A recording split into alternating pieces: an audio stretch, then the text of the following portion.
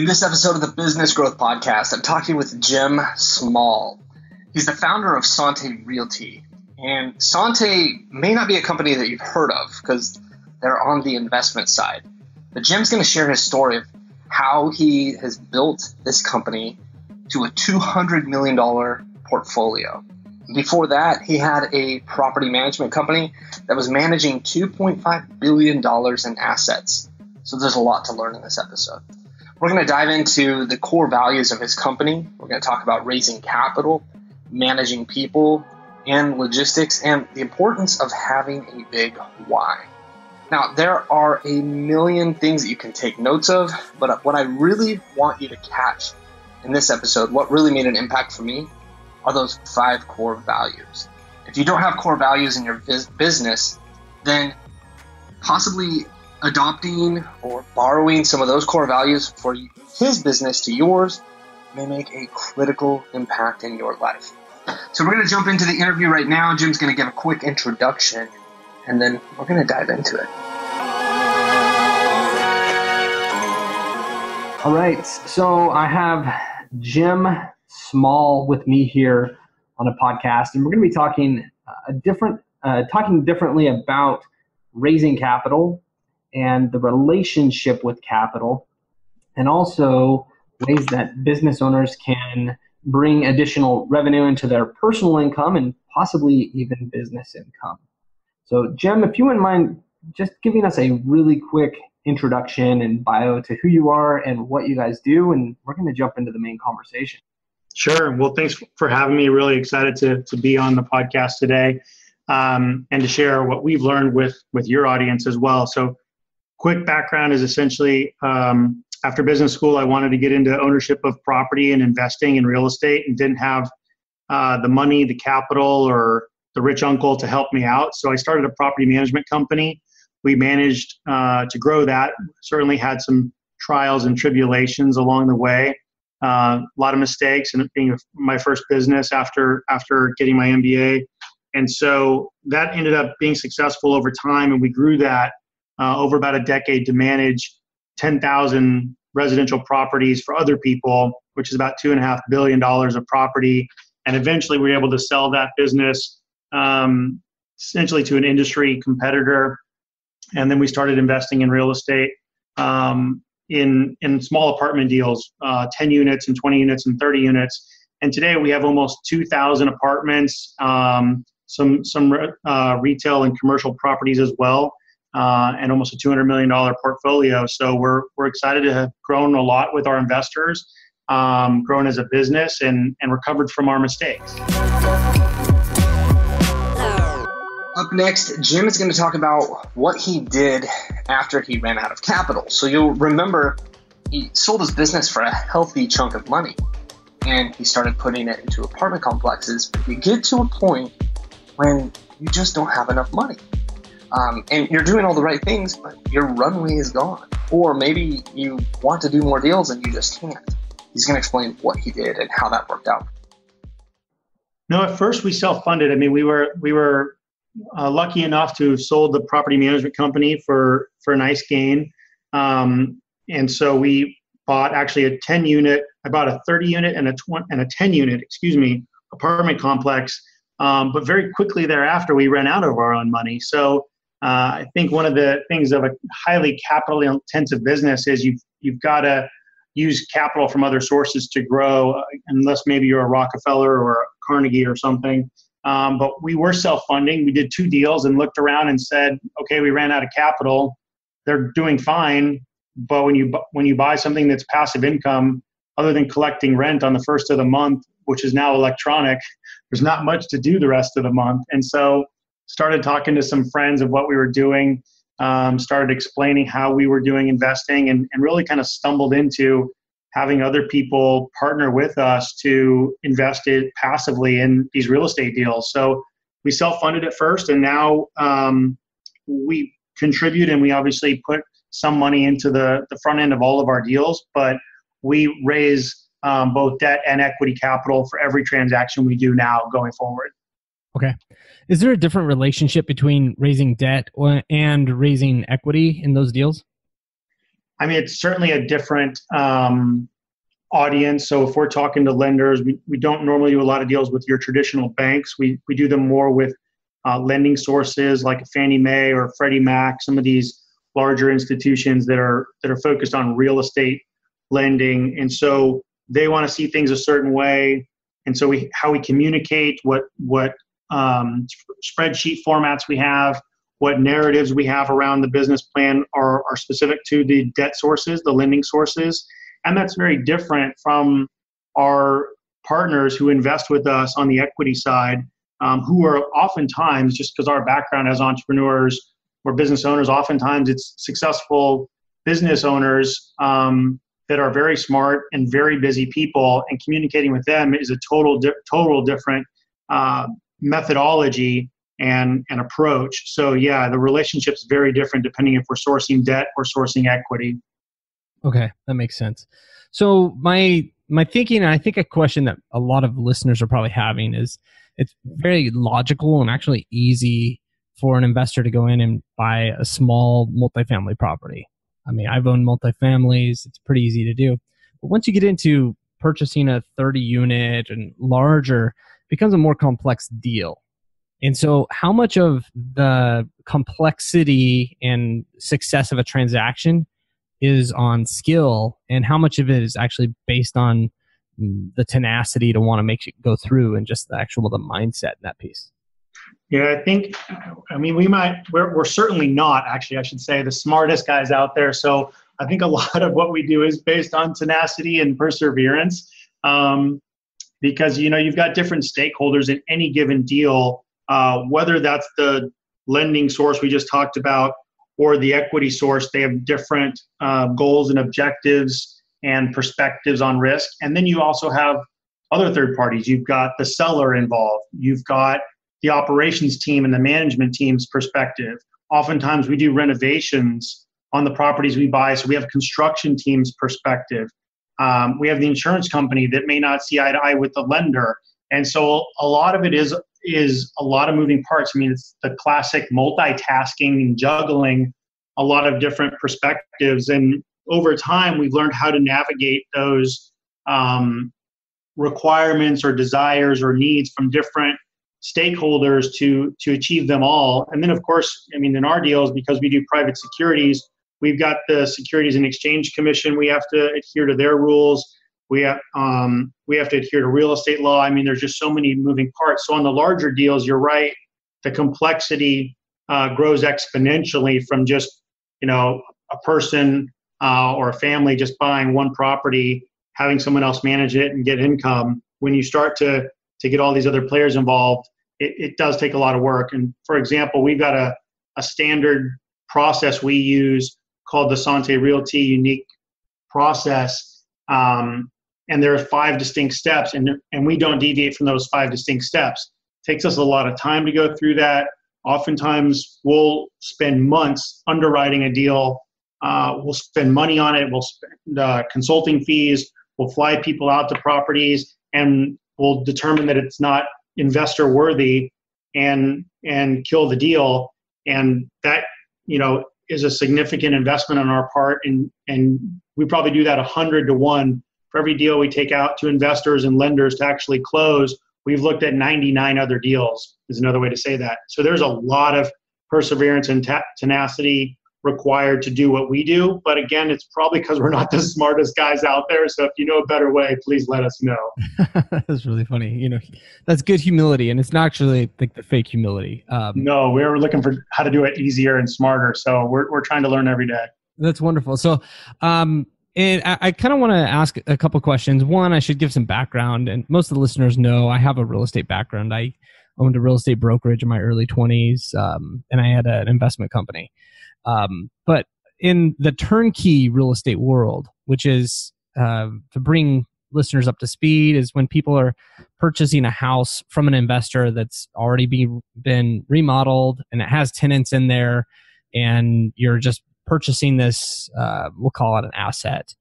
One of the hardest pieces to get right in the turnkey world is good property management. What is one of the hardest things to get right in your business model?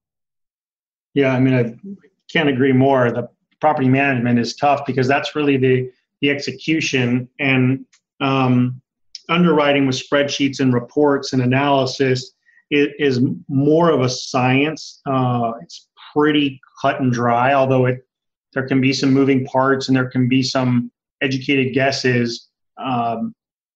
You can get all that right and perfect, but if your property management doesn't execute for you, and we used to self-manage until recently, it's a real challenge. I mean, and the reality is property management's a people business. So for all the listeners who have a lot of staff and people involved in their business, you know how challenging it is when someone gets sick or someone gets hurt or their family member is sick or hurt or there's a tragedy.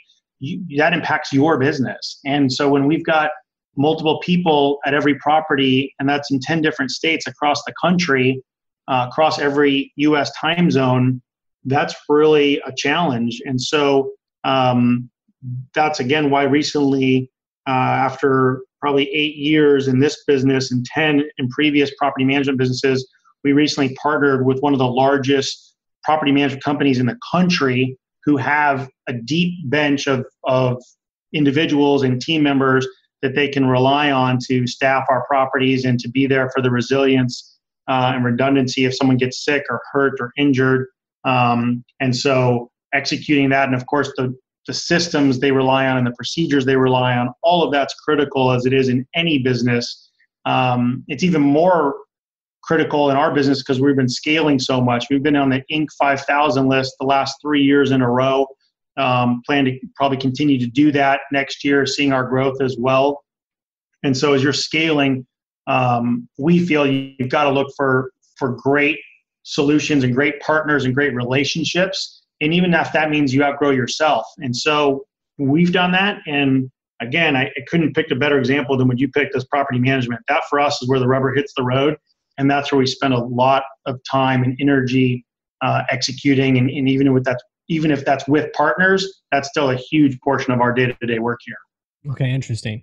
Now, were there certain tipping points that caused you to go with your current property manager over someone else? And the reason why I'm asking this question is because I want to understand your lens or your filter of how you're choosing business owners. We have to find partners or vendors that we're working with. And so I want to understand that filtration process. Sure. And for us, we first look at our core values and see, does what we need, who we want to work with for what we need, fit those core values. So for us, I'll just run through them really quickly. As a company, transparency is a core value. We try to be very transparent with our investors, with our lenders, with all these stakeholders. And you can imagine from what I said earlier, they don't all have the same perspective or goals or objectives. So being transparent with all of them sometimes is a challenge, but we want to live that every day.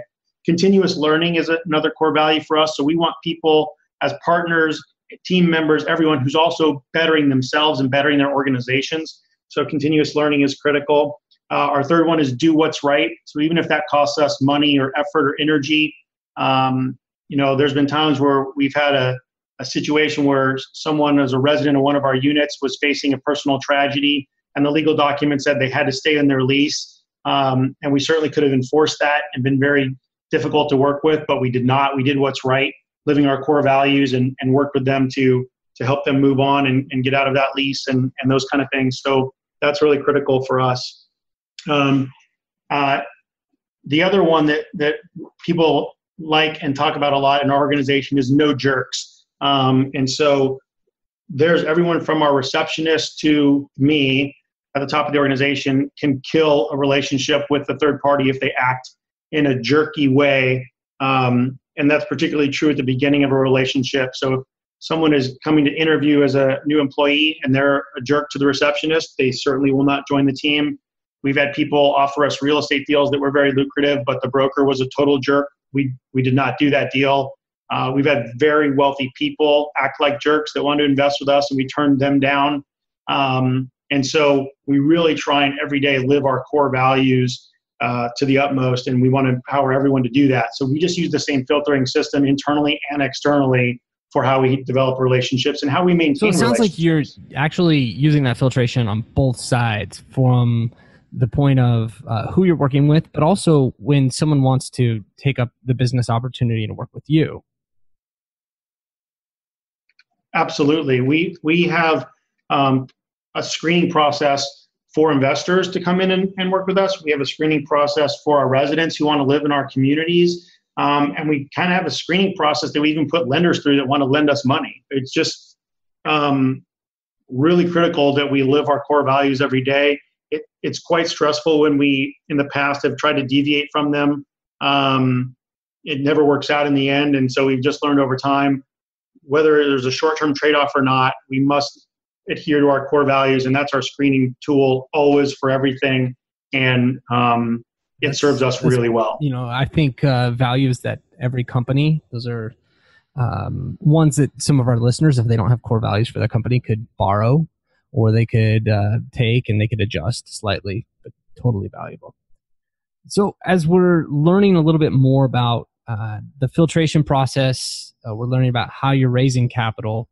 Some of the things that pique my interest, or what I want to know about, is your business model. It's a little bit different than a typical business that you're going to hear on a podcast.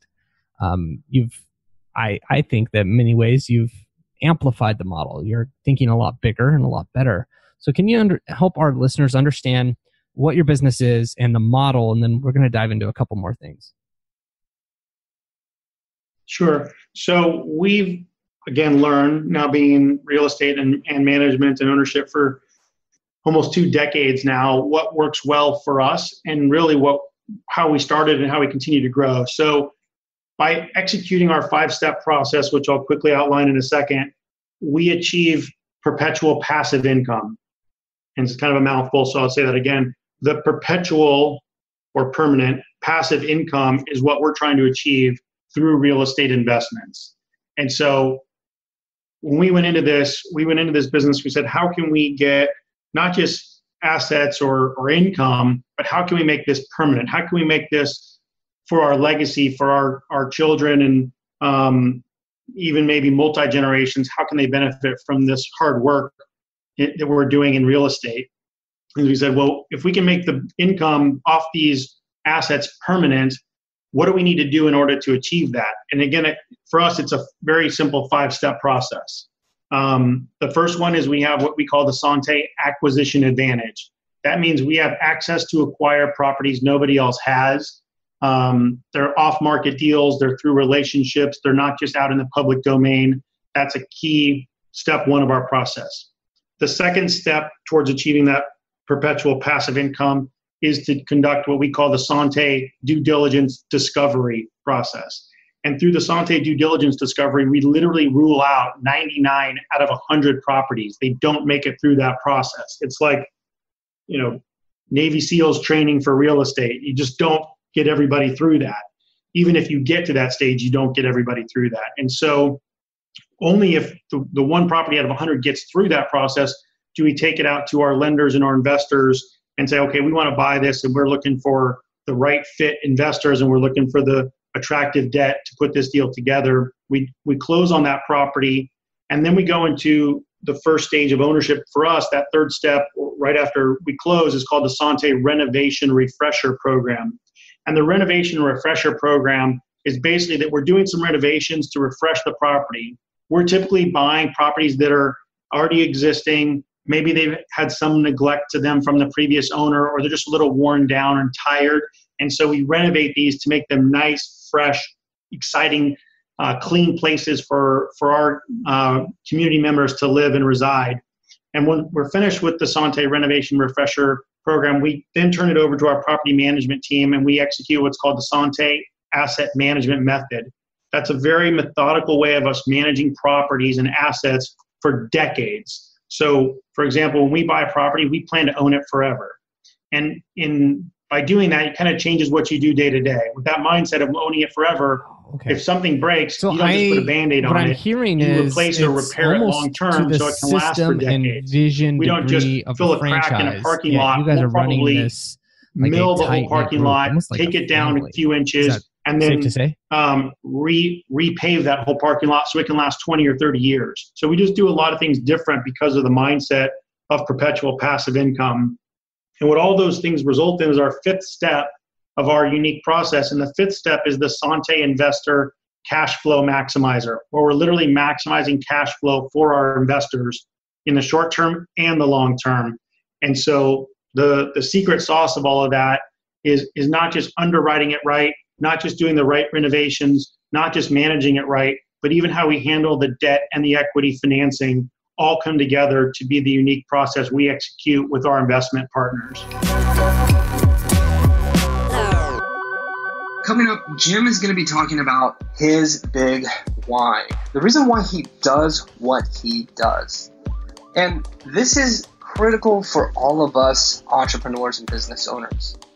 And Jim's big why is so powerful. And I think for any of us where it's health related, that's where a lot of the power comes in. So you're going to hear the big why, and hopefully you have one of those as well. Yeah, I mean, we certainly started investing. I mean, we started investing, quite frankly, for my family when one of my daughters got ill, and we found out she had a genetic disorder. She would need lifetime support and income. We wanted to make sure we could provide that, and so we started to build our investments around that goal of helping fund those medical needs and healthcare costs. And then it just really started making sense for everybody, which is whether you're an advertising agency owner and you're selling time, or you're a lawyer selling your time, or a doctor selling your time, or a manufacturing business selling widgets, everyone's really trading time for money. And we couldn't do that because we never knew, my wife and I never knew when time would run out, and we would have to have that income for our daughter. So we built this program to be that perpetual passive income. And then really our friends that we had from when I was in business school, from when I worked previous jobs, and then from organizations I've been part of and lucky to have really good friends in EO and YPO, they wanted that passive income as well. So it just fits for a lot of people. And it started very selfishly for our family, but it ended up working for a lot of families. And I think that's why a lot of our investors are successful business owners or executives and want to do the same for their family. And so we just keep executing the same model over and over again. That's awesome. I wish that you and I had a lot more time to talk, because we would be going into raising additional capital. We'd be talking about the relationship of that. We'd be talking about the business model. And I think one of the things that I'd really want to be talking about is what you see in the horizon of real estate and the horizon of this type of model that you have going. But we don't have time to do that. We may have to come back for a second episode. Is that good?